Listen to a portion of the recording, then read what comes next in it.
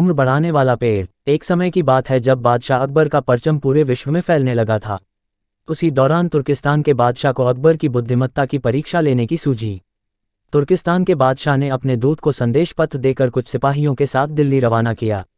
बादशाह ने पत्र में लिखा था, मुझे सुनने में आया है कि भारत में ऐसा पेड़ है जिसके पत्ते को खाकर इंसान की आयु बढ़ाने में मदद मिल सकती है।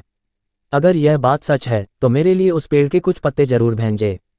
जब अकबर ने उस पत्र को पढ़ा तो वह सोच में पड़ गए। इस चिंता से उबरने के लिए अकबर ने बीरबल का सहारा लिया। बीरबल की सलाह पर बादशाह अकबर ने तुर्किस्तान से आए सिपाहियों और दूत को कैद करने का आदेश दिया। सिपाही और दूत के कैदखाने में कई दिन बीत जाने के बाद अकबर और बीरबल एक दिन उनसे मिलने गए।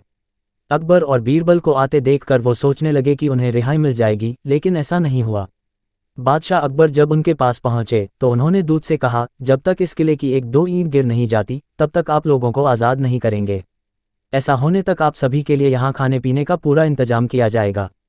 इतना कहकर बादशाह अकबर और बीरबल वहां से चले गए। उनके जाने के बाद दूत और सिपाही कैद से निकलने के लिए उपाय सोचने लगे। जब कोई रास्ता नजर नहीं आया तो भगवान से प्रार्थना करने लगे। जल्द ही उनकी प्रार्थना रंग लाए और कुछ दिनों बाद अचानक तेज भूकंप आया और भूकंप के कारण किले का एक भाग टूटकर गिर गया।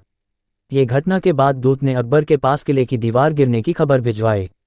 ये खबर सुनते ही बादशाह अकबर को अपना वादा याद आया और उन्होंने तुर्किस्तान के दूत व सिपाहियों को दरबार में प्रस्तुत होने का आदेश दिया। उनके दरबार में पहुंचते ही बादशाह अकबर बोले, अब तो आप सबको अपने बादशाह के द्वारा भेजे गए पत्र का उत्तर मिल गया होगा। अगर अब भी आपको समझ नहीं आया है तो मैं समझा देता हूं।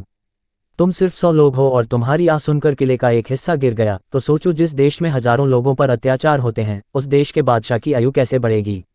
लोगों की आह से उसका पतन तो निश्चित है। हमारे भारत देश में किसी गरीब पर अत्याचार नहीं होता, यही होता है आयुवर्धक वृक्ष। उसके कुछ दिन बाद बादशाह ने उन सभी को उनके देश भेज दिया है और रास्ते में होने वाले खर्चे के लिए कुछ पैसे भी दिए। दूत ने तुर्किस्तान पहुंचकर भारत में घटित सारी बात विस्तार से बादशाह को बताए। अकबर बीरबल की बुद्धिमत्ता देखकर तुर्किस्तान के बादशाह ने दरबार में उनकी बहुत प्रशंसा की। कहानी से सीख। इस कहानी से यह सीख मिलती है कि सभी के साथ प्रेम से रहना चाहिए और कमजोर पर अत्याचार नहीं करना चाहिए। साथ ही वही देश तरक्की करता है जहां प्रजा सुखी रहती है।